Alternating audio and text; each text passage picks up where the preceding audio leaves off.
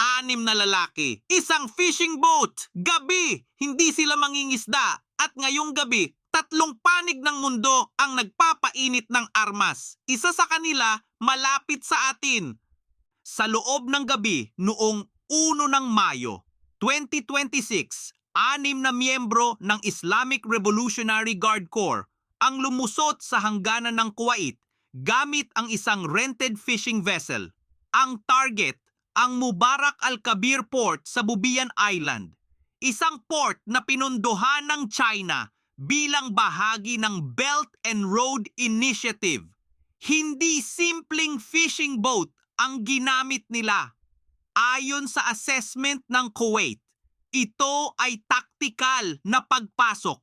Hindi sila nakarating sa loob, hinarang sila ng Kuwaiti Armed Forces at nagkaroon ng direktang palitan ng putukan. Isa sa mga sundalo ng Kuwait ang nasugatan. 4 sa 6 na IRGC operatives ang nahuli, mga mataas na ranggo na naval officers ayon sa Kuwaiti reports. 2 ang nakaalis, kasama ang isang mataas na opisyal na hindi pa natutukoy.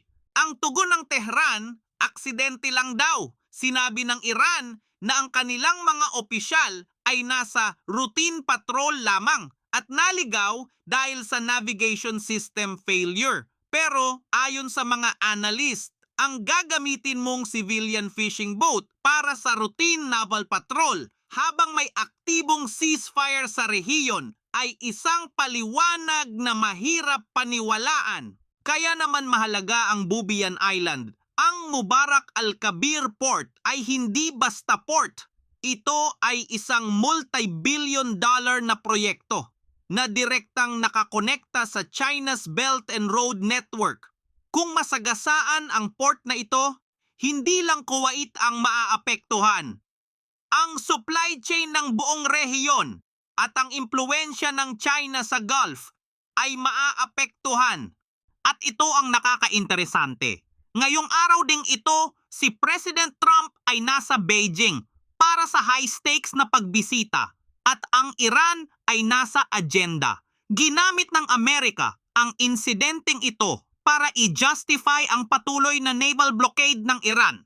Si Defense Secretary Pete Hegseth ay nag-claim at ito ay claim niya na ang Amerika ay mayroon ng full control sa access sa Strait of Hormuz. Pero hindi lang Gulf ang nagpapainit ngayong gabi. Sa kabilang panig ng mundo, sa Sea of Japan, isang bagong banta ang lumitaw. At sa pagkakataong ito, hindi ito tungkol sa Iran. Ito ay tungkol sa North Korea at sa isang destroyer na kayang magdulot ng nuclear level na strategic na crisis. Inilunsad ng North Korea ang Choehyun, ang kanilang pinakamalakas na destroyer hanggang ngayon. At hindi lang basta destroyer ito.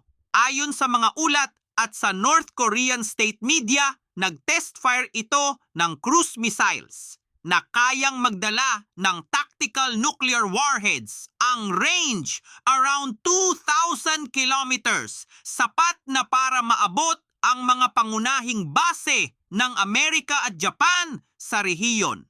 Dahil dito, Japan, South Korea at Amerika ay nasa high alert na. Isipin mo na lang, habang nakafocus ang Amerika sa Strait of Hormuz, naglunsad ang North Korea ng nuclear-capable destroyer sa ibang karagatan. 2 krisis. Iisang superpower ang kailangang tumugon. Ayon sa mga analyst, ito ang eksaktong sitwasyon na gustong makita ng Pyongyang. Para sa Japan, doble ang pressure. Sa hilaga, ang Choehyun at ang banta ng nuclear-capable missiles. Sa timog, ang Strait of Hormuz na epektibong nakasara na direktang nagbabanta sa energy security ng Japan. Isang bansa, 2 karagatan, 2 nuclear level na banta. At si Defense Minister Shinjiro Koizumi ay kailangang mag-coordinate sa Amerika para sa 2. Pero habang iniisip ng Japan ang 2 banta na ito, Ipinakita nila sa Balikatan 2026 na hindi na sila basta observer. Sa unang pagkakataon sa kasaysayan, nag-fire ang Japanese forces ng Type 88 surface-to-ship missiles sa labas ng Japanese territory. Pinalubog ang isang decommissioned na barko sa South China Sea. Japan, kumikilos na at may mensahe yon para sa lahat. At hindi lang missiles ang dala ng Japan sa Pilipinas. Around 1,400 Japanese troops ang lumahok at kasamang nag-ensayo sa Northern Philippines sa loob ng Balikatan 2026 sa Itbayat at sa ibang isla sa North. Nagsasanay ng island defense at counter-landing operations kasama ang AFP. Hindi ito simpleng exercise. Ito ay rehearsal para sa totoong sitwasyon. At dito pumapasok ang pinaka-exciting na balita para sa Philippine Army ngayong gabi. Hindi pa ito opisyal, hindi pa ito nakumpirma. Pero ang mga signal mula sa loob ng Defense Cooperation Talks ay nagpapahiwatig ng isang bagay na malaki. Isang bagay na matagal nang kailangan ng ating mga sundalo sa lupa. Ang rumor, at uulitin ko, hindi pa ito opisyal, ay tungkol sa Japanese Type 16 Maneuver Combat Vehicle. Ayon sa nagpapalutang na balita sa loob ng defense circles, na kumpleto na ng Philippine Army ang operational evaluation ng Type 16 MCV sa loob ng Balikatan 2026 exercises at ang formal procurement request posibleng i-fast track na sa ilalim ng Japan-Philippines Defense Cooperation Framework. Bakit mahalaga ang Type 16? Kasi archipelago ang Pilipinas. Ang mabibigat na tank hindi angkop sa ating mga bridges at roads. Ang Type 16 ay lightweight combat vehicle. Kayang maglakad sa civilian roads at bridges ng Pilipinas habang nagdadala ng malakas na firepower. Ito ang eksaktong solusyon na kailangan ng Philippine Army, lalo na sa Northern Luzon at sa ating mga isla. At hindi ito nangyayari ng walang dahilan. Ang Israeli Sabra tanks na in-order ng Pilipinas na antala ang delivery ayon sa mga defense reports. Kailangan ng Army ng alternatibo ng mabilis. Tapos, dumating ang Japan na may bagong export guidelines. Nagpaputok ng Type 88 sa South China Sea. At nagpadala ng libu-libong tropang kasabay ng ating mga sundalo sa Balikatan. Ang lahat ng signal nagtuturo sa iisang direksyon. Pero tandaan, hindi pa ito opisyal. Rumor pa rin ito. Walang nakumpirmang procurement document. Walang opisyal na announcement mula sa DND o mula sa Japan. Ang nakikita lang natin ay mga defense cooperation signals sa ilalim ng Japan-Philippines OSA framework. Pero kung magiging totoo ang rumor na ito, magiging unang beses na magiging armed ang Pilipinas ng Japanese ground combat vehicle. Tingnan mo ang buong larawan ngayong gabi.